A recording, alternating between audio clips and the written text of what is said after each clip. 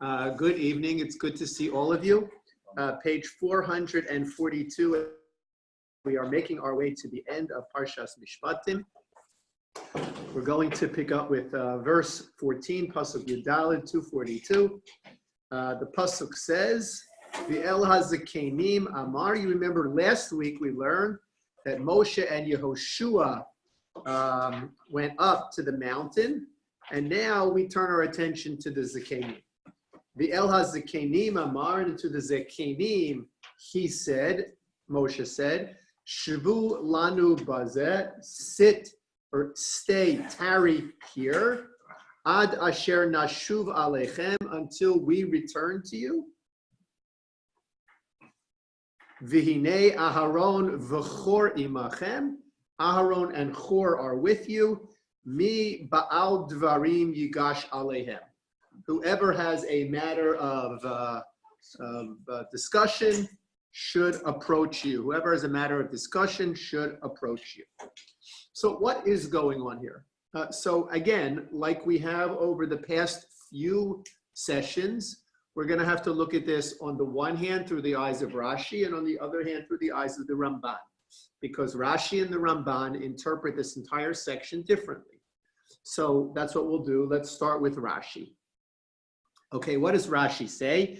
The El Hazakenim Amar, you see Rashi in front of you.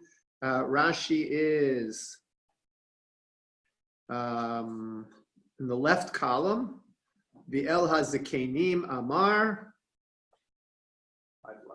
5 lines down. I'm squinting 5 lines down. B'tseisen min hamachana, when they left the camp. In other words, when Moshe Rabbeinu left the camp, Moshe and Yehoshua, Moshe turned to the Zakenim, who according to Rashi are back in the camp now.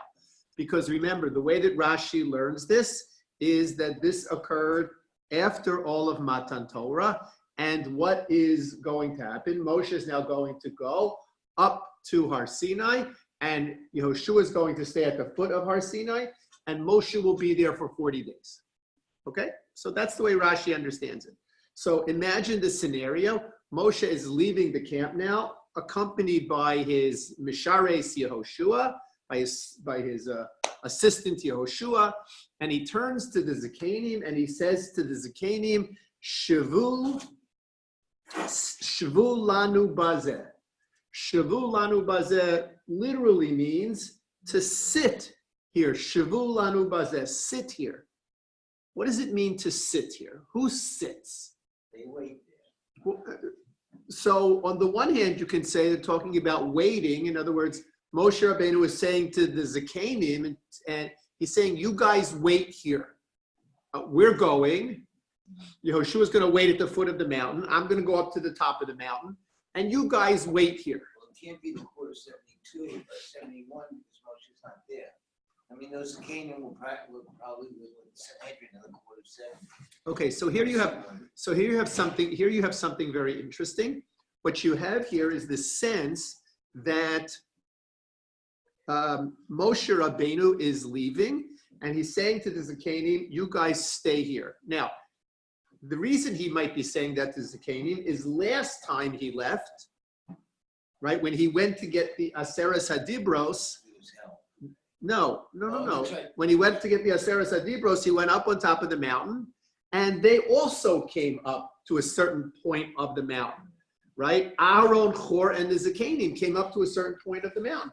And if you remember, right, I'm sorry, not Aharon and Chor, Elazar and Itamar, Aharon, Elazar, Itamar, and the Zakenim came up to a certain point of the mountain. So maybe Moshe Rabbeinu was saying to himself, listen, I'm leaving now. Maybe they think they're coming with me again. Moshe Rabbeinu says, no, you stay here. That's number one. Yes, Richard. How old was Moshe at this time? How old was Moshe at this time? 80 Well, when they left Mitzrayim, Moshe was 80, right? Died at 120. They spent 40 years in the desert. So Moshe still was 80. So somewhere between 80 and 81. What I'm thinking about is I'm trying to imagine climbing this mountain. Strong guy. Strong guy. When we think of 80, Richard, yes, when we think of 80, we think of 80 that's much different than the 80 of a Moshe Rabbeinu. the Torah tells us that on the last day of his life, Moshe was 120. He wrote 13 Torahs, and he went to each of the Shvatim. And when Moshe Rabbeinu died, he was as vital until that moment that he died as he had ever been. So I don't, it's not like Moshe Rabbeinu needed help to get up the top of the mountain. He was obviously very powerful and very vigorous, and he was able to do that. I just find it amazing. Yeah. No, it certainly is amazing. Okay, so that's 40 years of man. Well, if Yocheved could give birth at 90, so I'm sorry, say that again? if Yocheved could give birth at 90, then Moshe could climb up the mountain Okay. at 80. So that's one perspective. Certainly from a pshat perspective, it makes sense, right? Moshe is leaving. The last time Moshe left, the Zakanim, Elazar and Itamar and Aaron went with him. They didn't go all the way with him, but they went with him part of the way. So maybe they see Moshe going and they're like, okay, we go pack our bags, and Moshe Rabbeinu says, no, you stay here. But actually, Shavu has a different interpretation. What does Shavu mean?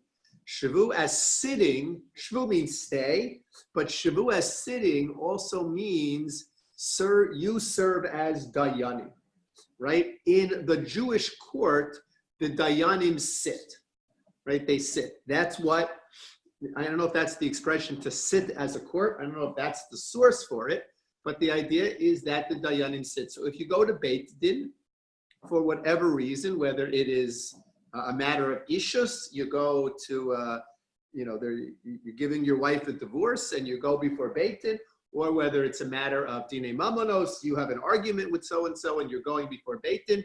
So the judges, the Dayanim, are sitting, right? They are sitting, they're not standing, right? The Dayanim are sitting. As I said, the 71st judge is not there. Okay, so this is not, obviously this can't be the regular Sanhedrin, but who was judging the people at this time?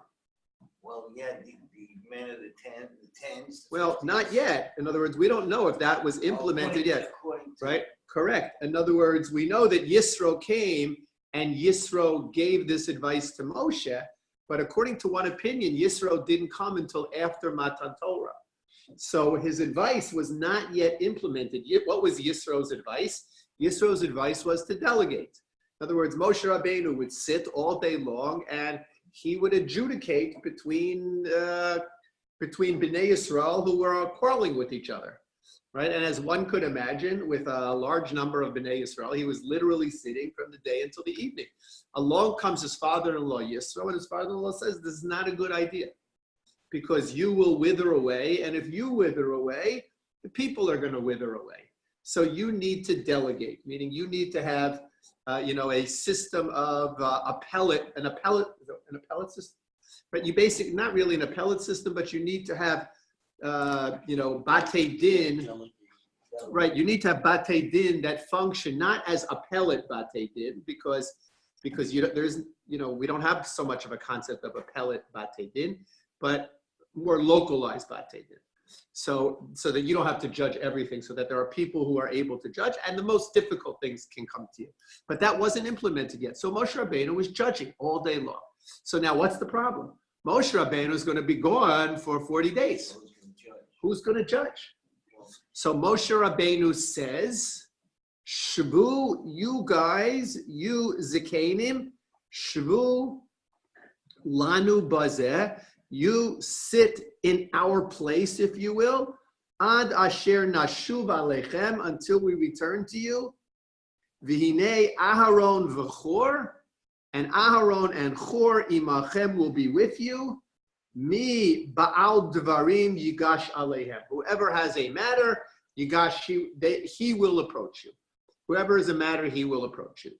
So from one perspective, Moshe was designating the Zikanim, Aharon, and Hur to take his place in adjudicating the people. This sheet is fascinating because according to the Mandalmar, who says that Yisro hadn't come yet, Moshe was instinctively doing essentially what Yisro said, except that he was going to be absent. But he was delegating.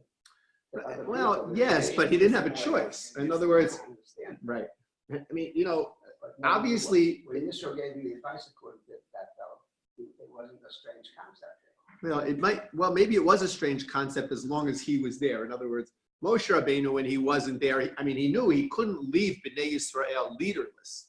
Right? That was not a good idea. Even with this leadership, it didn't work out. But to leave Bnei Yisrael leaderless is not a good idea. So he said, I'm going to be away for 40 days. I'm not reachable by cell phone or email, but here, these guys, they're in charge of mishpat. They're in charge of keeping everything functioning in society. They say they didn't have enough people to judge Court of 71. The courts of 23 and 3, they were able to do without a problem. Correct. But I'm not sure if the Court of 23 could judge capital crimes. Why not? Unless there was a Court of 71. In other words, it's the existence of the Court of 71 that allows the Court of 23 to be able to judge. Right? If the Court of 71 is not judging, such as when the Sanhedrin moved, they say that in the last 40 years of the Second Temple, the last 40 years of the Bayis Sheni, that there was a tremendous increase in the number of murders among the Jewish They people. stopped judging cases. Right? And the Sanhedrin recognized that it was nearly impossible to adjudicate all of those cases of murder. Right? Not just murder in Jerusalem, but throughout the land.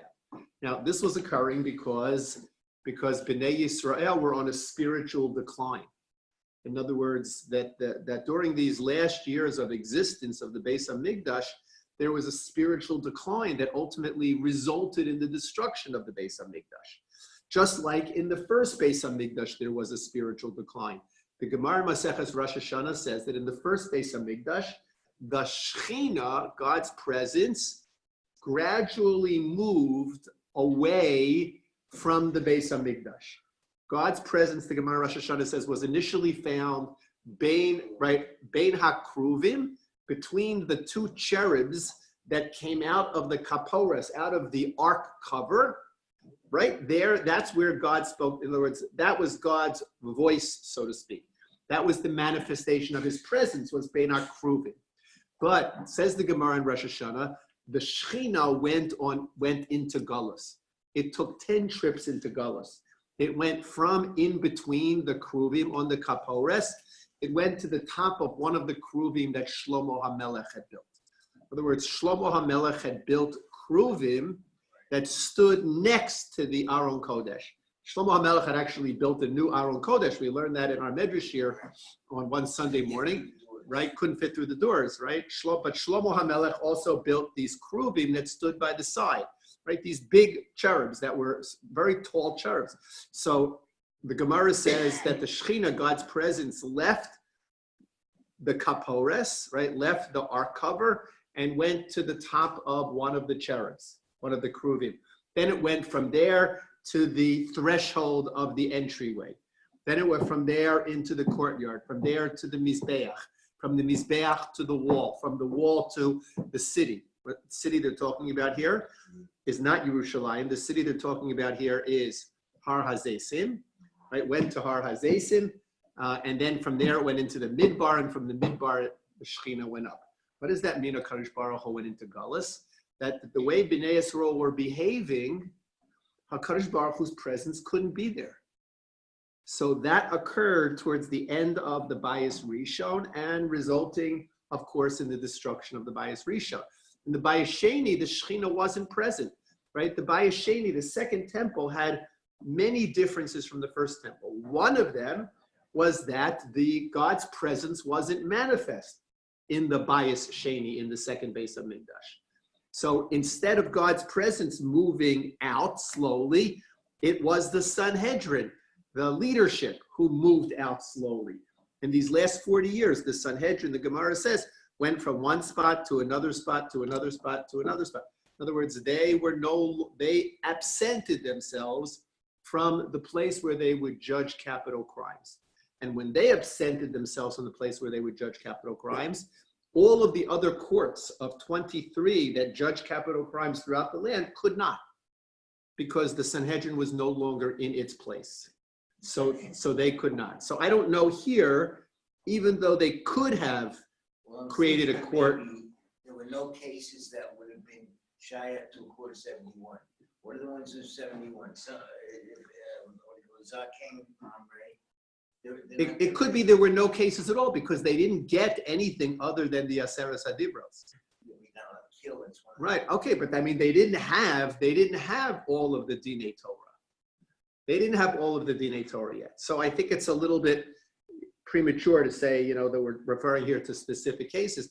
But according to this perspective, they were back, everybody was back in the camp. That's Rashi's perspective, right? They had already received the Aseres Hadibros, and now God calls Moshe back up to get the entirety of Torah. So this is the day after, and Moshe's going to be up there for 40 days. So as he's leaving, he says to the elders, you guys stay here.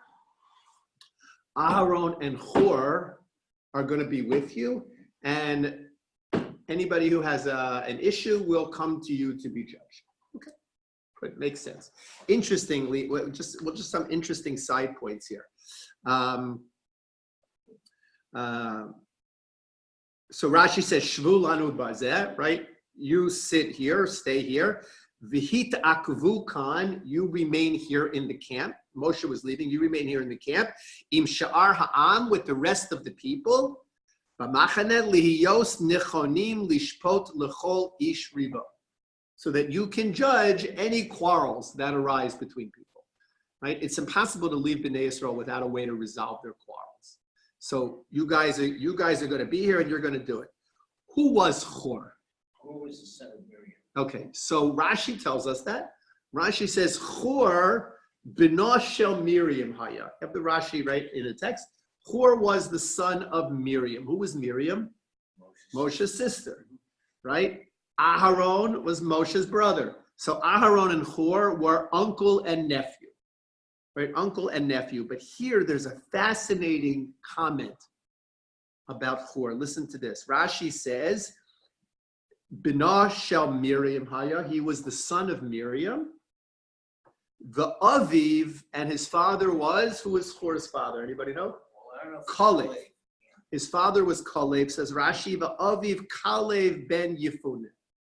Right? His father was Kalev. Right? You remember who Kalev was? Kalev was one of the spies who came back and stood up against the unfavorable report of the others. Okay?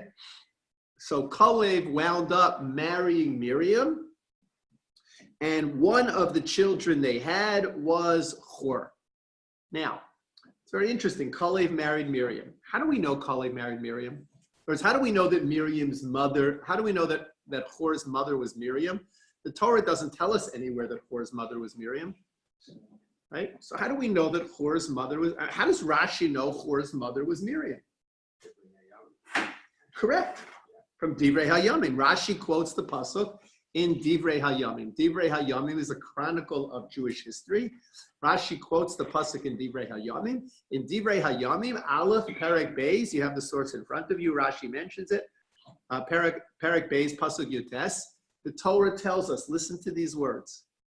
Vayikach lo Kalev es Efrat. Kalev took Efrat. Vatedled lo et Hur, and she bore him Hur. So who is Hur's mother?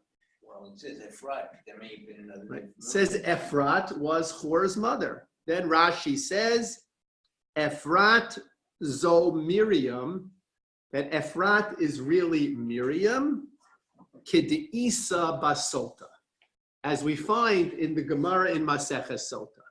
So this Gemara in Maseches Sota is a great Gemara. I'm going to read you the two, that's one pasuk from Divrei Hayamim.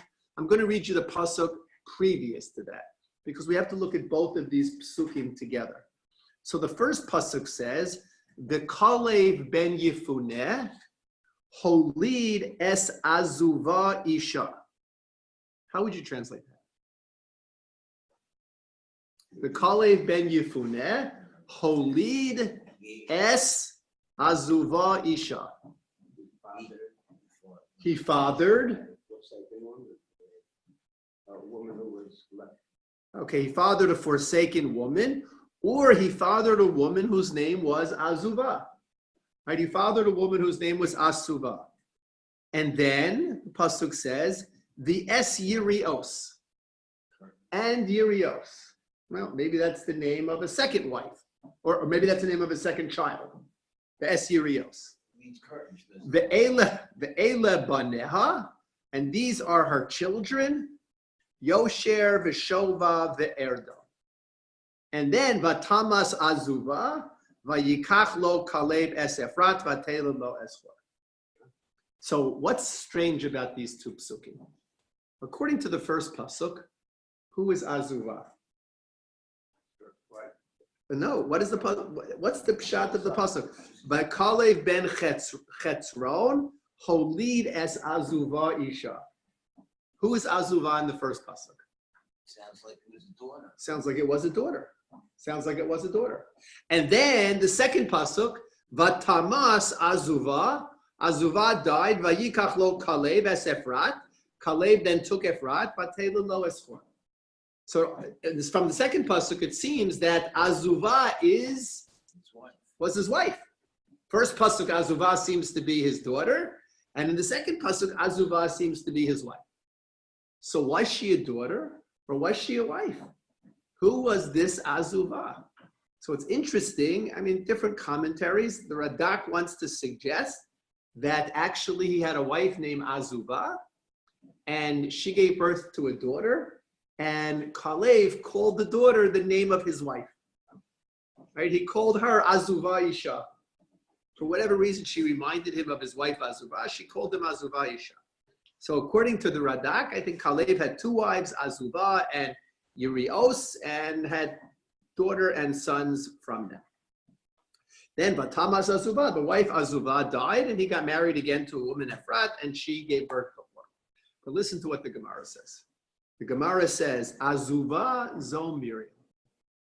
Right? Rashi got it from the Gemara. Right? Right? The Kalev ben Chetzron holid es Azuvah. Right? He gave birth, he fathered Azuvah. Now, how can the Gemara say that that's Miriam? We know that Kalev wasn't the father of Miriam. So what does it mean that Azuvah zo Miriam? First of all, let's see if we can understand. Asks the Gemara, why was she called Azuvah? The Lama Nikra Shema Azuvah. Does that mean like left? Left behind. So that had to do with her what do you call it, leprosy, maybe. When she had leprosy, Yeah, but she wasn't left behind. well, she was left aside. No, but she wasn't left behind. The Gemara gives a different reason. Listen to this great reason. The Gemara says, why was she called Azuvah? Shehakol Azuvah Azavuha Mitchila. Because everyone left her at the beginning. What does it mean everyone left her at the beginning? So Rashi says that she was not pretty. That Miriam was actually quite homely, right? She was quite homely. And in fact, the second name, right, where it says the es Yirios, Mark was right to say curtains. Yirios are referred to as pale curtains. So Miriam's complexion, Miriam was sickly, right? And as a result of her being sickly, she had this pale or greenish complexion. And how do you think she fared with all of the boys? Not well. Not well. Okay? So she was called Azuvah. So Miriam's nickname, or Miriam was called Azuvah because all the boys left her behind. It was curtains for you. They didn't consider her when it came time to get married. Who wound up marrying her? Kalev. Right? Kalev ben Yefuneh married her. And listen to what the Gemara says. Why does the pasuk use the phrase holid as if he gave birth to her? V'halo asks the Gemara, what do you mean he gave birth to her? She was his wife. He married her. What do you mean he gave birth to her? Amar Rabbi Yochanan. Rabbi Yochanan said, Kol hanosei isha l'shem shemayim, that whoever marries a woman l'shem shemayim for the right reasons, ma'aleh alav hakasuv ki'ilu yaludah. right? The Torah considers it as if he gave birth to her. What does it mean? Kalev gave her chiyas, correct. Kalev married Miriam not because she was beautiful. Kalev married Miriam for the reason that you're supposed to marry someone. And what is that? If you want to know whether this is a woman worth marrying, what are you supposed to do? You're supposed to check out her brothers. Because from here we learn that we say that her children will be like her brothers. So you're supposed to check out her brothers. Who were Miriam's brothers? Moshe and Aharon. What did Kalev say? Can't do any better than that, right? It was L'Shem Shamayim. Even though she wasn't pretty, he married her L'Shem Shamayim. And when he married her after everyone else had abandoned her, so he gave her chiyus. He gave her life. And therefore, it's the Torah hints at that, or the Tanakh hints at that, when it says the Kalev ben Chetzron holid es azuva.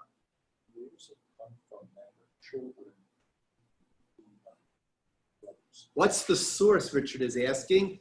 That her children will be like, that the children of a woman will be like her brothers. So the idea, I think, is that she's in a house, and basically the way that she's brought up by parents is the way that the sons are brought up. So they'll know what kind of person she's going to be based on her brothers. So they had the same background, same family, the same value. What's the source? What's the source? What? But this is what they presume. Still. Oh. You're right. But what's the source for it? What's the source for it? What was the bracha that Lavan gave to Rivka, before she went back with Eliezer to marry Yitzchak? Achosenu atayi li'alfei rivava. Achosenu, our sister. Now, she was technically his sister, right? Achosenu atayi, you should be the mother of li'alfei rivava, right? Many thousands. Does it make sense that Lavan, who was a bad guy, would bless his sister, saying that she should be the mother of thousands, right? Thousands of Jews should come into the world through his sister? So the answer is, he understood that the children of a woman are like her brother. Maybe for the reason that Dr. Gersten mentioned. So therefore, his thought was, listen, you should have thousands, because who will they be like? They'll be like me. That's what Lavan said. Right? That all of your children will turn out like your brother, meaning like me. You should have thousands of them, lots of children. Be like me in the world, right? We need more Rishayim in the world, more wicked people in the world. So that's actually the makor, if you will, for this idea that you should research a woman by looking at her brothers before, as one of the considerations before marrying her. One of the considerations. One of the considerations. Okay. I wouldn't say it's the only consideration. I say one of the considerations. Okay. Kalev here, who married Miriam L'Shem Shamayim, because she wasn't attractive, she wasn't beautiful, she was sickly, but that didn't prevent him from marrying her. He married her L'Shem Shamayim for good reasons. He gave her chiyus. He gave her value. He gave her life. And as a result of that, the Tanakh hints at it as if he gave birth to her. Obviously, he didn't give birth to her, but as if he gave birth to her. Somebody still lives even if he dies through his children. So basically, she wouldn't have children, she didn't get married.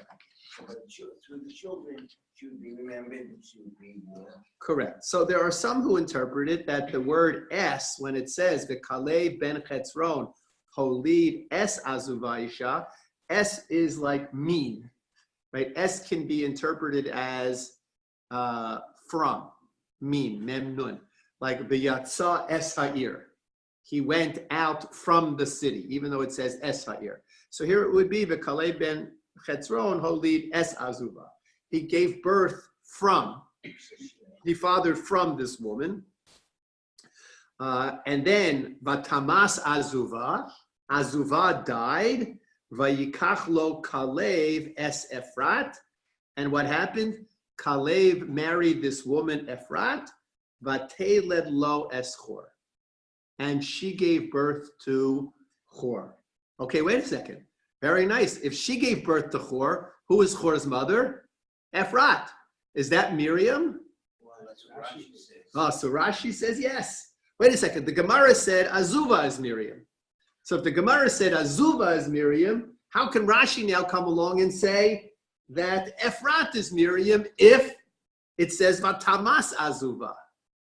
So again, the Gemara wants to say as follows, right? What does it mean that Tamas Azuva, that Miriam died? Miriam didn't die physically. Miriam was afflicted with leprosy.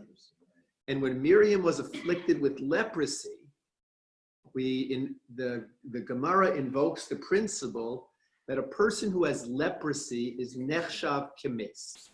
A person who has leprosy is halachically considered as if he has died.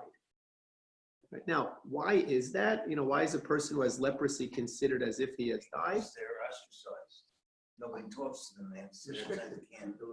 Right? They can't participate in things. They have to sit by themselves. They have to chase people away, separated. They lose all standing in the community. So it's as if they died. Hang on just a second. Right? So it's as if they died. So Vatamas Azuva, what happened? That Azuva died, meaning Miriam got leprosy, says the Gemara.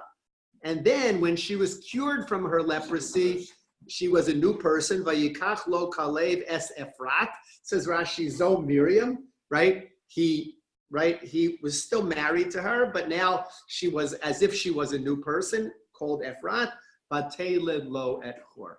And she was the one who gave birth to Chor. Chor was born before she became leprous. Chor was born before she became leprous. Correct. That's correct. So that makes It's a little bit, right? It's a little bit challenging here. It's a little bit challenging to understand it the way that the Gemara does, because it's true. Chor was born. Chor was 20 years old or something like that. Chor was already at this Very young point. is in retrospect, so not as- Yeah, so I think that's, you have to explain it as the Tanakh is looking, the Tanakh is not saying that she gave birth to him when she was Ephrat, but ultimately this woman who gave birth to him also went by the name Ephrat. That's the way that, right? That's the way that the Gemara is looking at it. Now, what's interesting is that this actually plays into another machlokes in the Gemara that relates to something that comes from last week's parsha. Right? We know that at the very beginning of the persecution of Bnei Yisrael, which we read about in last week's parsha, Paro gave a command that the Jewish midwives should check the baby, and if it's a boy baby, they should kill the baby and tell the mother that your child was born dead. Okay, if it was a girl baby, leave the baby alive. If it was a boy baby, kill the baby. And we know what happened. Who were the midwives? Miriam and Yochebed, Shifra and Pua, Miriam and Yochebed. Did they do that? No, of course not. They said to Paro that Jewish women are kechayot. They're very strong and very vigorous. And even before we get there, they've given birth to their children. So we didn't have a chance to do this. What was the reward for Miriam and Yochebed? Oh, so the Gemara said, the pasuk says, "Vaya'as lahem batim," that the reward was that God gave them batim. God gave them houses. So what does that mean? Like because they didn't kill the boys, they got like a nice house in Kings Point or something like that. What does it mean? The houses of It's machlokes in the Gemara. The Gemara in Maseches Sota quotes a machlokes between Rab and Shmuel. Right? Chad Amar, one says, Bate Kahuna Ulavia. Right? What did they get? They were blessed with being the mothers of the Kohanim and Levium. Right? Bate Kahuna and Levia. Right? Bate, that's one opinion. Bate Kahuna Ulavia. Okay? In other words, not bias in its literal sense, but bias in the house, in its sense, we say the house of this family. people think that's an English expression, right? It's a British expression, the house of so-and-so. What are you talking about? It comes from the Chumash, right? Right, the house of the Kohanim or the house of the Levium, right? Comes from the Chumash. That's one opinion, obviously, or assumedly, Rab's opinion. The Chad Amar, and the second, who is probably Shmuel, says, Bate Malchus. Now, what did they get? What was their reward? That kings were to be descended from them. Okay, Bate Malchus. Asks the Gemara, Man da Amar Bate Kohuna Ulevia, according to the one who says, Rav, that they were blessed with descendants who were Kohanim and Levium, Aharon and Moshe. This is Aharon and Moshe, right? Aharon was a Kohen, Moshe was a Levi, right? They were, right? The descendants of Aharon were Kohanim, the descendants of Moshe were Levium, right? So Miriam, well, it doesn't have what do you mean? Well, it doesn't have anything to do with Miriam, right? It doesn't have anything to do with Miriam per se, right? It doesn't have anything to do with Miriam per se, but sort of the idea is that as a reward for doing this, she was blessed by being the sister of Bate Kohuna and Bate Levi, right? And now she was a base Levi, right? Or she was a Bas Levi, right? She also had a certain standing as a Bas Levi.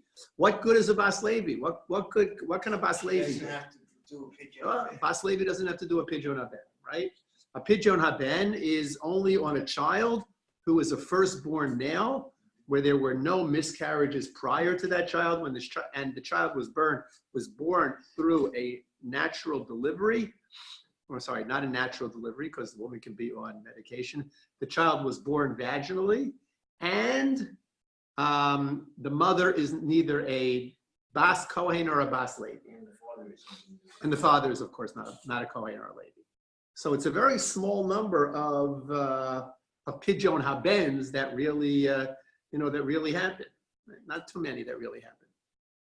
So according to the opinion that says that Miriam and Yocheved were rewarded with Bate, Kohuna, Ulevia, so that would be Aaron and Moshe, because they were related to Aaron and Moshe, because Miriam and Yocheved was a Bas Levi. Okay.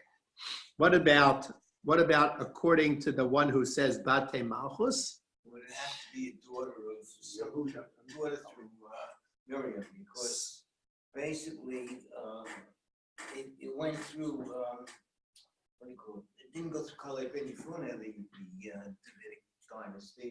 So who was it? So the Gemara says David. It was David. And David did go through Kalei Ben Yifuna, but through whom? So listen to what it says. Dichsi vatamas azuva eshes Kaleb, vayikach lo Kaleb es Efrat, vatel lo eschor. And what does it say about David? The David ben Ish Efrati. Right? What was David? David was the son of an Ish Efrati. Right? Now, the Gemara makes the link between saying David was the son of an Ish Efrati, of a person who came from Efrat, tracing it back to Miriam, saying that as a reward for Miriam as one of the midwives saving the Jewish boys, she was blessed to be the ancestor of the Davidic dynasty. I don't understand the genealogy. Did she marry somebody else besides Caleb? Because it didn't come through Caleb. You take a look in the book of Ruth. Caleb wasn't in line. Caleb is not in the list of the genealogy. He's not in. That's the amazing thing. That's what I'm saying. So how could it be? But do you see Miriam in the listing? No, but if it was Miriam's daughter, they only have listed men. Right. So I don't know maybe we'd have to look at the Mefarshim in the Gemara. What? Yeah, no question on that. Who, Rabbi Reisman? Yeah, where's Sapella? Where's Caleb in the list? Right. He should be in the list. It's not Shomer Amida, Nada was the list. Right. So Caleb should be in this list of David Amelech, and he's not there. Okay. So did he resolve the question? Okay. Interesting question. Okay, we'll have to come back and look at it a little bit. It's fascinating. At this time, I thought that there was no intertribal marriages. Okay. right? Right. So in other words, Kalev crossing the boundary from Yehuda to Levi to marry was like an exception. The lassitude later occurred later. Correct. That's correct. With So- Beno So Slava. that's another like, Another something unusual. Amila. Another something I'm unusual. not so sure because after all, what do you call it? Aaron married Nachshon's sister. Nachshon was from Levi and Aaron was from, Nachshon was from Yehuda and Aaron was from Levi. So how could, there was intermarriage of the tribes. Maybe the word Efrat has something to do with paying, right? Efrat has like a Pre, yeah, Peri, yeah, fruit, right. And in the Divrei Yom pasuk that you read, or in the Gemara that you read, it said Efrat, and then immediately it says she gave birth to Hur, Right. so she became fruitful. That After maybe her- Efrat is like the maybe. rest of- Interesting. Anyway, I want to put it out there for you to consider. You know, maybe we have to deal with some of these interesting questions about crossing tribal lines to get married, and genealogy and how that works. But you know, I'm putting it out here for you to think about. I want to share two more things with you from this pasuk. First, from Rashi's perspective, although these two things are not limited to Rashi's perspective, and then we'll come to the Ramban. From Rashi's perspective, what does it say at the end of the pasuk? It says that anybody who has a matter, right? So, mi Baal Devarim yigash alehem. A person who is a Baal Devarim, he will approach you. Yigash alehem. He'll come to you. He'll come. So from here, the Gemara Maseches Baba Kama actually wants to deduce two important halachic principles. One halachic principle is Hamotzi mechavero alav haraya. Right? What does that mean? If you want to collect money from somebody, you have to have proof that you deserve the money. You have to Right. have witnesses. In other words,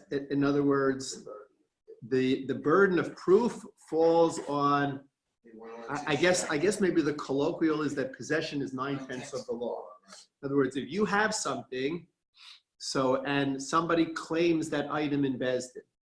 I don't know, you have a sweater and somebody comes before Beis Din and wants to claim that that's their sweater. You don't have to prove that it's your sweater.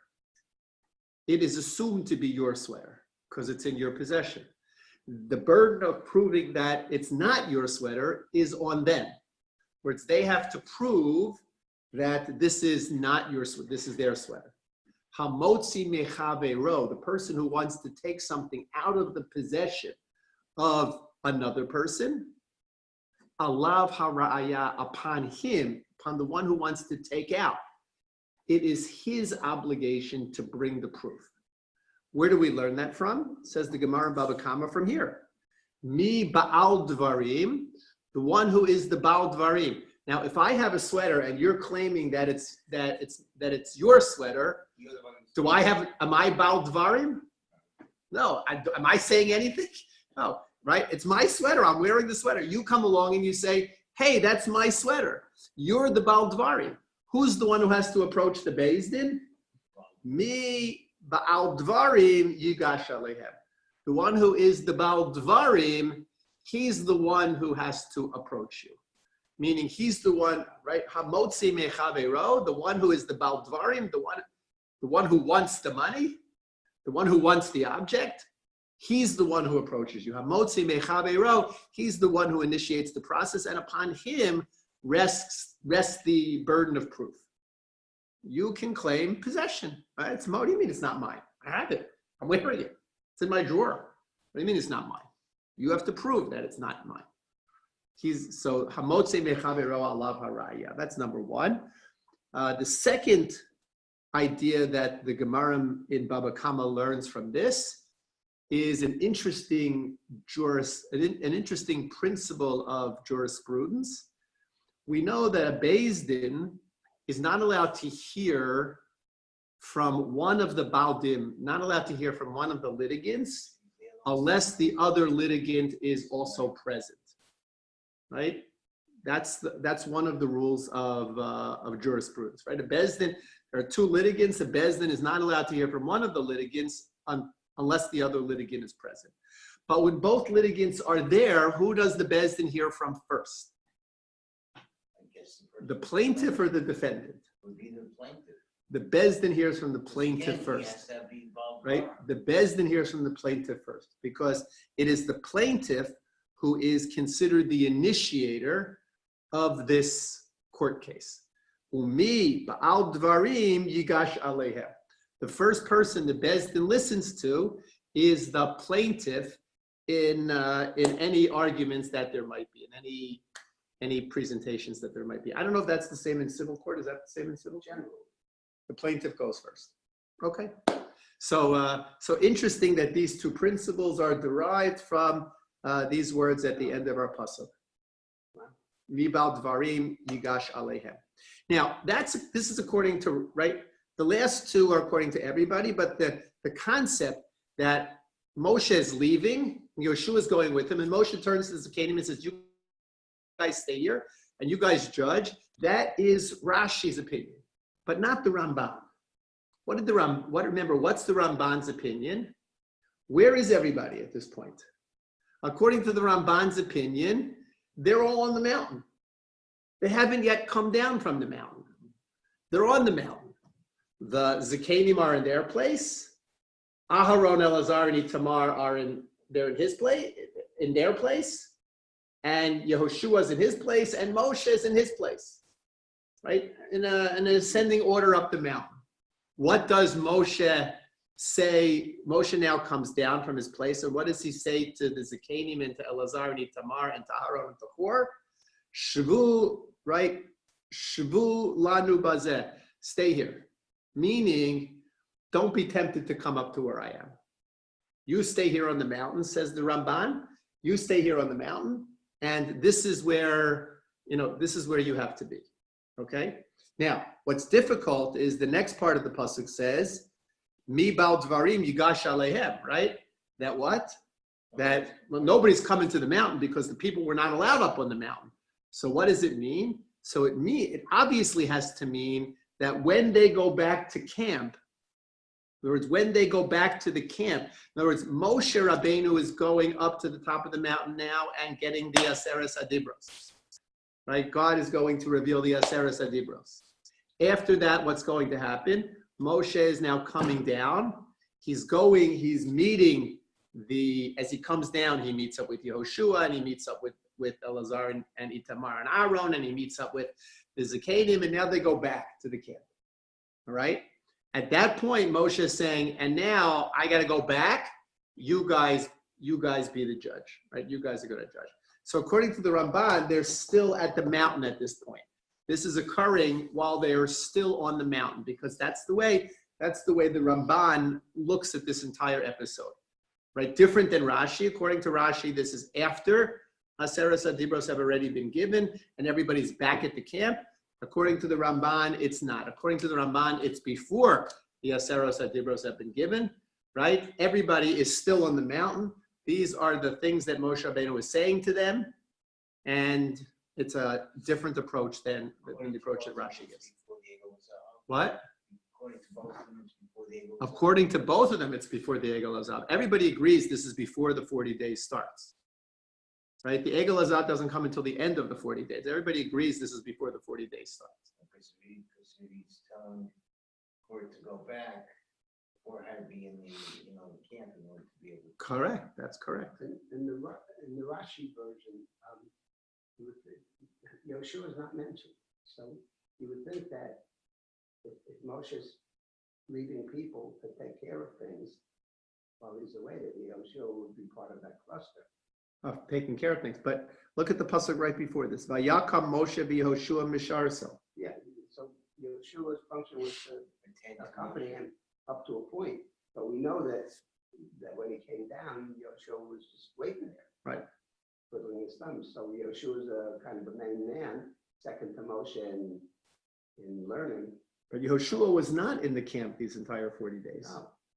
According to everybody, Yehoshua was not so, there. But you would think that if Moshe's could command elites to go back. You would think it would be Yehoshua.